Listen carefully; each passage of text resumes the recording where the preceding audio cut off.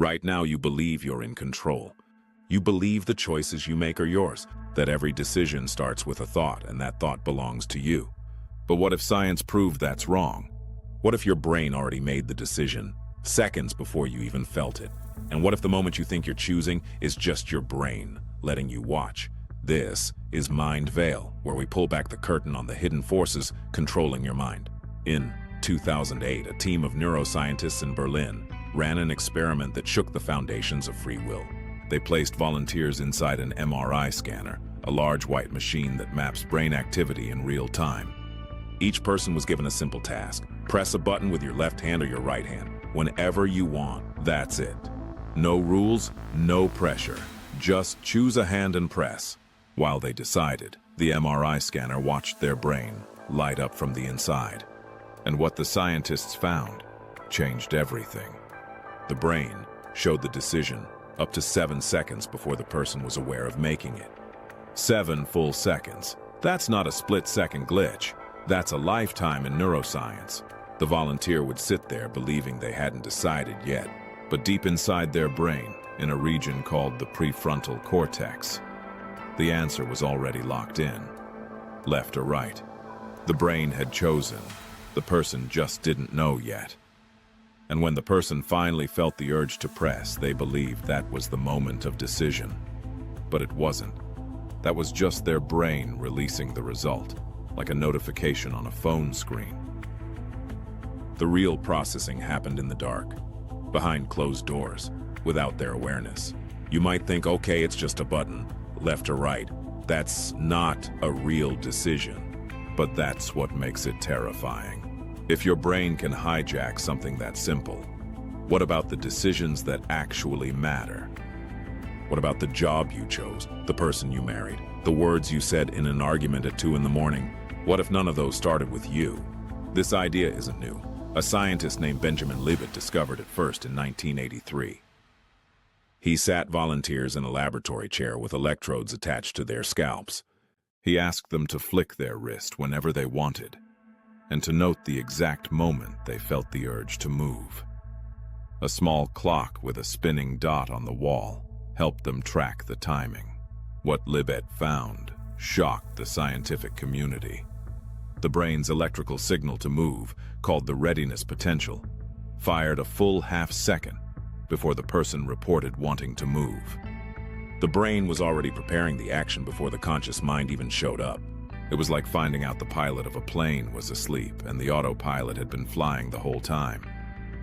Your conscious mind isn't the pilot. It's the passenger looking out the window, believing it's steering.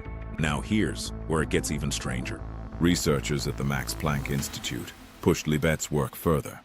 They didn't just look at when the brain started preparing. They looked at when the brain encoded the final outcome, and they found patterns of activity that predicted the decision with over 60% accuracy, up to 10 seconds before the person felt they had chosen. 10 seconds. Your brain is living 10 seconds in the future, and you're just watching the replay. So if your brain decides before you do, what exactly is consciousness? Some scientists believe consciousness is not the decision maker, it's the narrator. Your brain makes thousands of micro decisions every second. Which muscles to fire, where to look, what to ignore, and consciousness steps in afterward, stitches it all together, and creates a story. A story that says you chose this, you wanted that, you decided. But the truth is, your brain wrote the script before the narrator even opened their mouth. Think about the last time you reached for your phone. Did you decide to pick it up? Or did your hand just move and your brain told you a story about why? Think about the last time you said something you regretted in an argument. You didn't plan those words. They fired out of your mouth like a reflex. And then your conscious mind scrambled to explain why you said it. That's not decision-making. That's damage control. Your brain acts, and your consciousness cleans up the mess. But here's the part that keeps neuroscientists up at night. If the brain decides before we're aware, do we actually have free will? Some say no. They argue we are biological machines running on autopilot. Every choice, every preference, every belief is just neurons firing in patterns shaped by genetics and experience. You didn't choose your favorite color, your brain did. You didn't choose to fall in love, your brain did. And every time you think you're making a decision, you're just watching a movie your brain already finished editing. But others disagree. They point to something Libet himself discovered.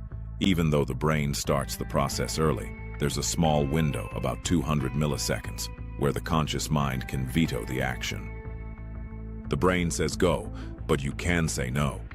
You can stop your hand from reaching for the phone. You can hold back the words in an argument. You can override the autopilot, not always, not easily, but sometimes.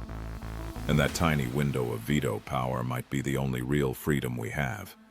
Not the freedom to choose, but the freedom to stop. So the next time you make a decision, ask yourself, did I choose this? Or did my brain choose it for me?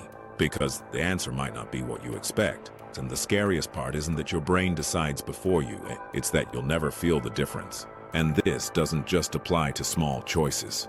It applies to everything. In 2010, researchers at Yale University studied how people make moral decisions. They gave volunteers a warm cup of coffee to hold before meeting a stranger. The people who held the warm cup rated the stranger as friendlier and more trustworthy. The ones who held a cold cup rated the same person as distant and untrustworthy. Same stranger, same conversation, same room. The only difference was the temperature in their hands. Their brain linked physical warmth to emotional warmth and made the judgment before the conscious mind had any say. You didn't decide to trust that person. A cup of coffee decided for you. There's another experiment that makes this even harder to ignore. Researchers at the University of Texas asked people to choose between two nearly identical products on a shelf. Most people picked the one on the right side. When asked why, they gave detailed reasons. Better packaging, better color, looked higher quality. But the products were exactly the same, identical in every way. People didn't choose the right one because it was better. They chose it because the brain has a natural bias toward the right side. And then the conscious mind invented a story to explain the choice. This is called confabulation. Your brain makes a decision for hidden reasons. And then your conscious mind creates a logical explanation that has nothing to do with the real cause. You do this every single day, dozens of times, maybe hundreds.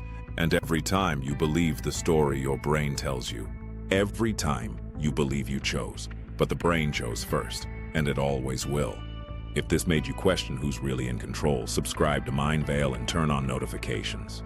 Because in the next video, we're going to explore something your brain does every single night. It builds entire worlds inside your head.